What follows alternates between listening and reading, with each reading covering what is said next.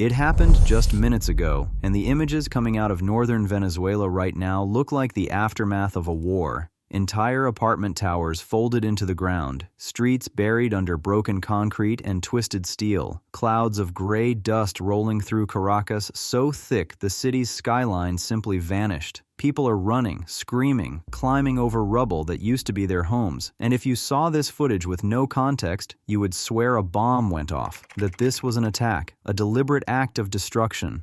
But it wasn't. There was no warning siren, no enemy, no explosion.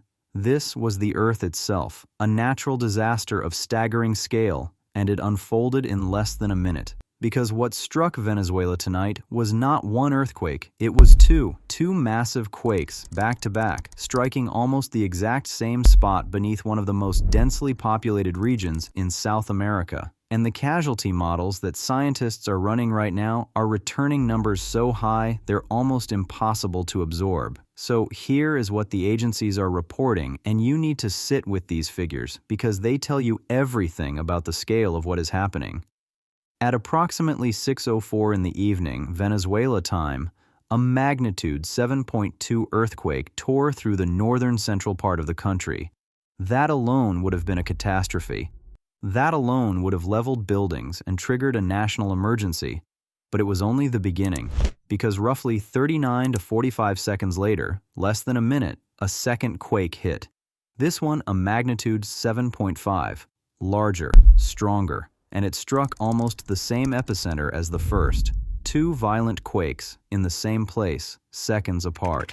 Seismologists have a specific term for this. They call it a doublet. Two large earthquakes that occur close together in time and close together in space, almost like a 1-2 punch from the planet. And it is the doublet nature of this event that makes it so rare and so devastating. Because when the first quake hit, it cracked the city, it weakened the buildings, it shook foundations loose and split the concrete that had held for half a century. And then, before anyone could even understand what was happening, before a single person could escape into the street, the second and stronger quake arrived and finished the job. Structures that survived the 7.2 had nothing left to give when the 7.5 followed. They came down. Now look at the depth, because depth is what separates an earthquake you feel from an earthquake that destroys you. The 7.5 main shock struck at roughly 10 kilometers deep, about 6 miles. That is shallow, dangerously shallow. The 7.2 was reported a little deeper, somewhere around 20 to 22 kilometers, 12 to 14 miles down. And here's why that matters. The shallower a quake is, the less rock there is to absorb its energy before it reaches the surface. A deep quake spreads its force out across hundreds of miles and softens. A shallow quake,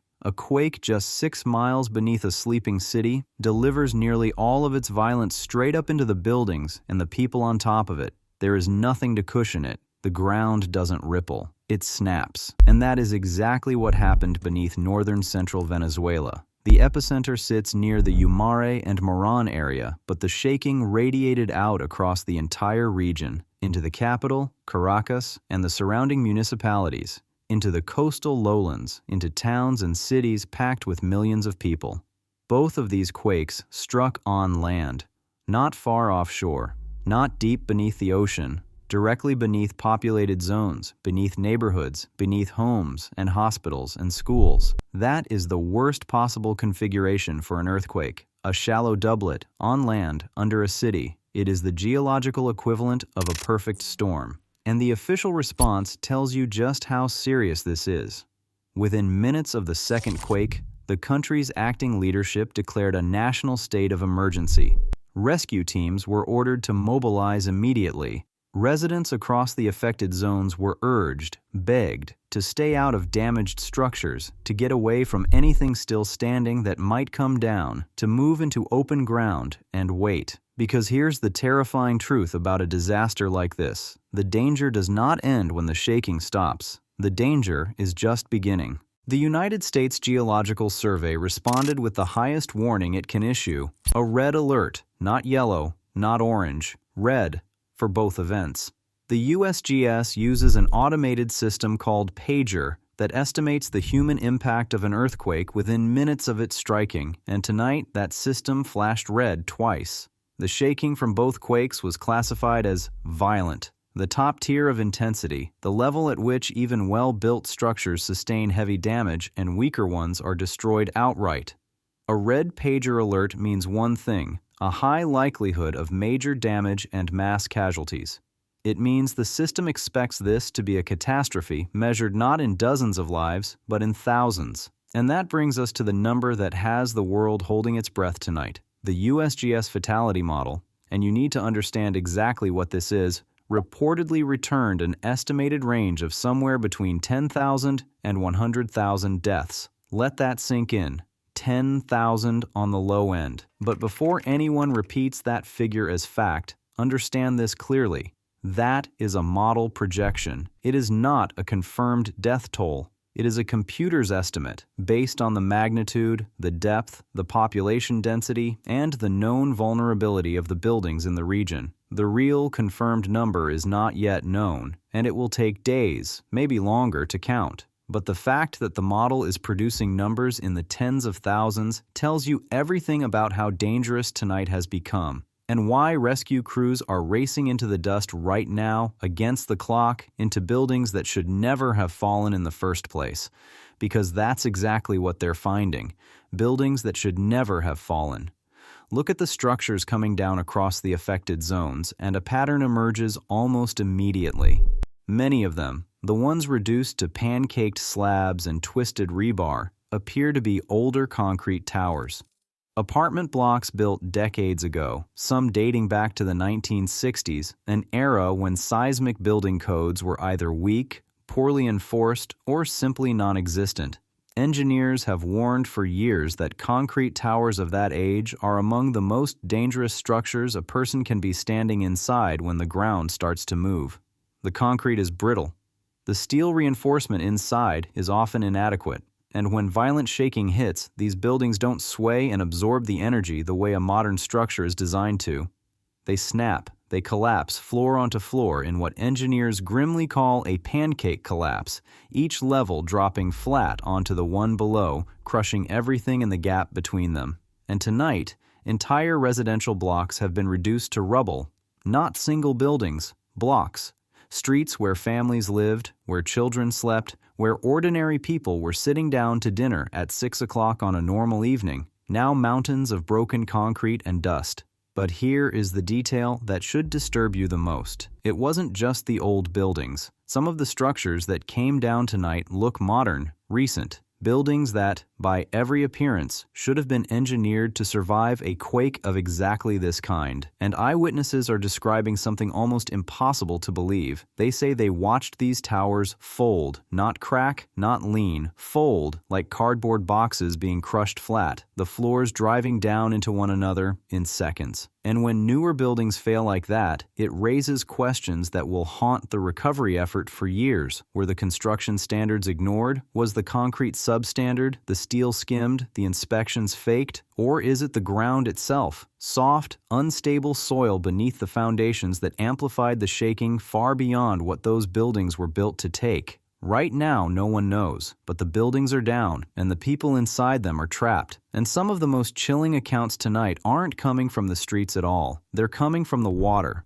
Out on the boats, fishermen, ferry passengers, people on small vessels just offshore, witnesses describe watching the entire skyline collapse in real time. From the deck of a boat with the city spread out across the horizon, they saw it happen all at once. At first, they say, it looked like landslides, great billowing clouds of gray dust rising up along the coast, rolling outward, swallowing the buildings. For a few seconds, some of them thought a storm was coming in. And then the realization hit. That wasn't dust from the hills. That was the city coming down, tower after tower vanishing into the haze. And imagine the horror of that moment, standing on the water, helpless, watching the place where your home is, where your family is, disappear behind a wall of dust, with no way to get to them, no way to know, no way to do anything but watch. Now turn your attention to the capital, to Caracas. The capital city took major damage tonight, and Caracas is not a small place. We are talking about a dense metropolitan area, home to millions, packed with high-rise apartments and offices and the kind of older concrete construction that is most at risk. And in a disaster like this, the damage doesn't just kill, it traps. Roads across the city are blocked by rubble. Entire avenues are buried under collapsed facades and fallen debris, which means the ambulances can't get through. The fire crews can't get through. The heavy machinery needed to lift concrete off survivors can't reach the buildings where people are calling for help right now. Every minute those roads stay blocked is a minute that someone trapped beneath the rubble is running out of. And out on those streets, there is panic. People who managed to escape their homes are now too terrified to go back inside. And for good reason. With aftershocks expected, with cracks running up the walls of buildings still standing, who would? So they're staying out in the open, crowding into parks, into squares, into any patch of ground far enough from anything that might fall. Families separated in the chaos, calling out names, scrolling phones that may have no signal, waiting for word about the people they can't find. Drill down into the specific neighborhoods, and the picture only gets worse. In the municipality of Chacao, local officials reported at least 2 structures fully collapsed, at least 16 people injured, and that's only the count so far, only the ones already pulled out and accounted for, in addition to lives already lost. And beyond those 2 collapses, at least 8 more buildings in the Chacao area have suffered significant structural damage, meaning they're standing now, but they may not stay standing, and no one can safely go inside. Then there's the Altamira district. In normal times, Altamira is one of the lively parts of the city, a business and restaurant district, the kind of place full of people on a weekday evening, exactly the hour this struck. Tonight it's a scene of multiple collapses, and one of them is staggering in scale. Reports indicate that a 22-story building came down. 22 stories. Think about how many people occupy a tower that tall at 6 in the evening. Emergency crews are already there, clawing at the wreckage by hand and by light, pulling people from the rubble, some alive, some not, racing against the dust and the dark and the aftershocks that everyone knows are coming. And the hospitals, the very places that are supposed to absorb a catastrophe like this, are themselves in crisis tonight. Because when an earthquake of this size hits a dense city, the wounded don't trickle in.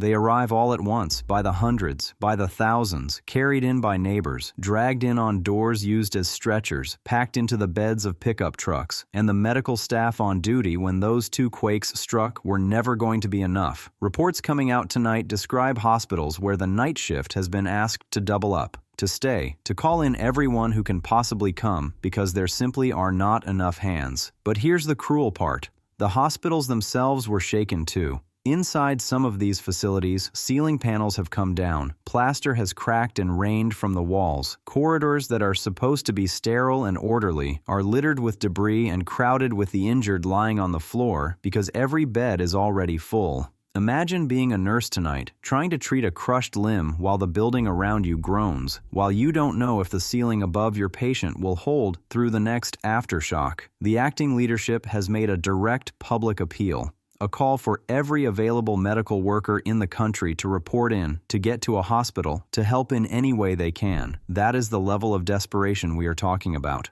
When a government is publicly begging its own doctors and nurses to come back to work in the middle of the night, you understand the scale of what the system is now facing. And it isn't only Caracas. Move toward the coast, and the situation in La Guaira is being described as one of the worst-hit areas of all. La Guaira sits right on the Caribbean shoreline, just over the mountains from the capital, and tonight it is reporting major damage along the coast. Coastal zones in a disaster like this carry a double burden. There's the shaking damage, the collapsed structures, the buried roads, the same crushing scenes playing out everywhere. But there's also the added fear of what the sea might do. When a powerful, shallow quake strikes this close to the water, the immediate question on everyone's mind is the same. Is the ocean about to come in? We'll get to the tsunami alerts in a moment, because that part of the story has its own twist. But understand that for the people of La Guaira tonight, they aren't only watching the buildings, they're watching the water. And then there's the blow that may end up hurting the recovery most of all. Simón Bolívar International Airport, Venezuela's main gateway, the principal airport serving Caracas, has suffered severe damage and has been shut down completely. Now think about what that means.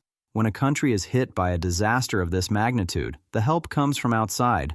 Rescue teams with search dogs and sensing equipment, field hospitals, medical supplies, heavy lifting machinery, doctors, almost all of it arrives by air, and the front door has just been slammed shut. With the main airport closed, the inflow of international aid and specialized rescue crews, the very people trained to find survivors under collapsed concrete, is crippled at the exact moment those teams are needed most. Every hour that airport stays dark is an hour those reinforcements can't land. It gets harder still because moving around the city has become nearly impossible. The Caracas metro, the underground and surface rail system that millions rely on every single day, was halted after the quake.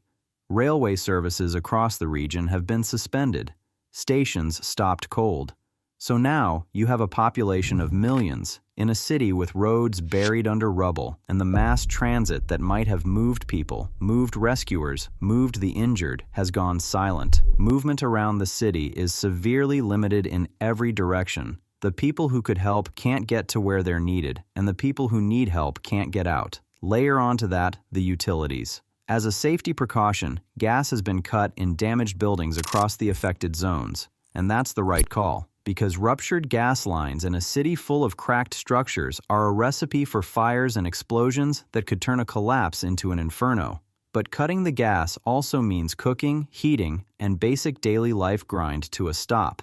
And it's not just gas. Widespread power outages are being reported across the region, plunging neighborhoods into darkness exactly when rescuers need light to work. Internet outages are spreading too, which cuts people off from each other and from the outside world. These measures reduce the risk of fire and explosion. They are protecting people, but they also complicate everything. They make a terrifying night even darker, even more isolated, even more frightening for the families huddled in those parks waiting for news. So just step back and absorb the sheer scale of who felt this tonight. Estimates suggest that roughly 8 million people experienced the shaking from these two quakes. 8 million. That is not a remote rural event in an empty stretch of land. That is a strike directly beneath one of the most densely populated regions of an entire nation. And this is exactly why the casualty models, those USGS projections we talked about earlier, the ones running into the tens of thousands, climb so high so fast. When you take violent shaking, shallow depth, vulnerable older buildings, and then place all of it underneath 8 million human beings, the math becomes brutal. The exposure is enormous. The population in harm's way is staggering, and every single one of those 8 million people is right now somewhere out there in the dark, trying to figure out if the people they love are safe, and bracing for the aftershocks that seismologists say are not a question of if, but when. And those aftershocks bring us to a different kind of threat, one that arrived not by land, but by sea. In the first chaotic minutes after the second quake, advisories went out across parts of the Caribbean. Coastal zones in Puerto Rico, the U.S. Virgin Islands, and the southern islands of Aruba, Curaçao, and Bonaire were flagged for the possibility of hazardous waves. When two large quakes strike that close to a coastline, the fear is immediate and instinctive, that the seafloor has shifted, that water is being shoved toward shore, that a wall of it is already racing across open ocean toward people who have no idea it's coming. For a tense stretch of time tonight, that possibility hung over every island in range.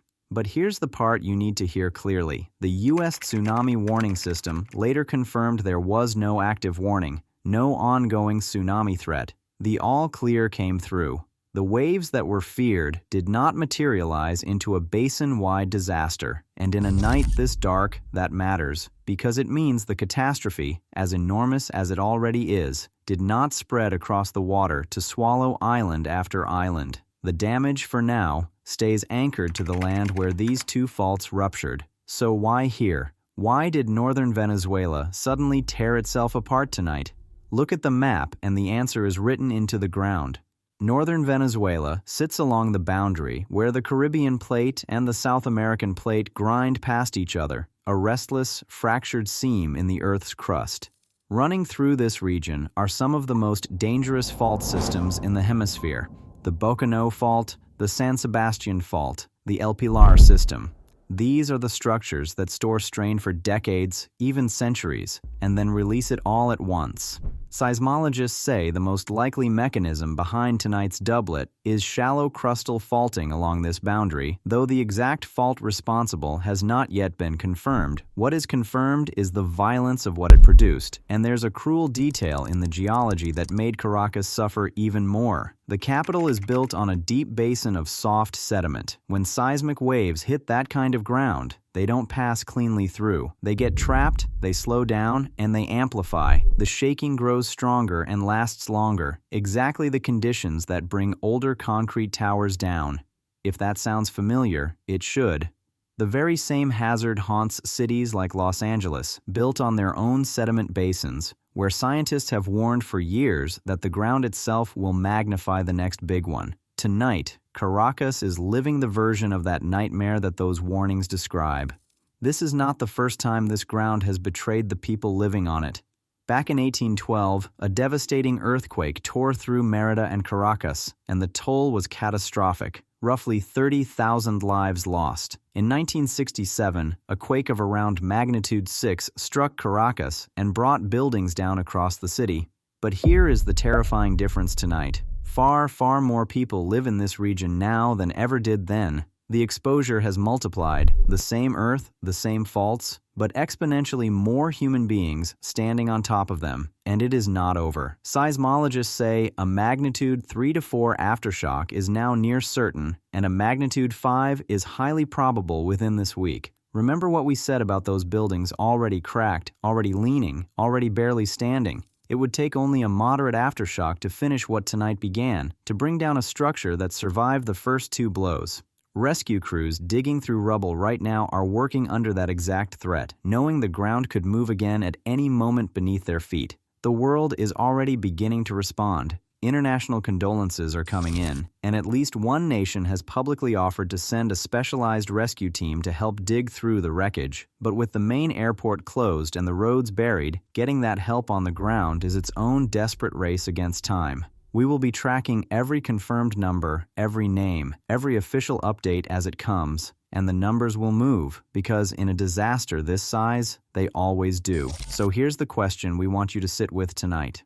When you look at a city like this, built on soft ground, packed with aging towers, sitting on faults that everyone knew were there, do you believe the warnings were simply ignored, or do you think no city on Earth is ever truly ready for 2 quakes in 45 seconds? Tell us in the comments what you think should change before the next one. This is still unfolding, and the picture will look very different by morning. Subscribe and stay with us, because the moment confirmed details come in, you'll get the update here first.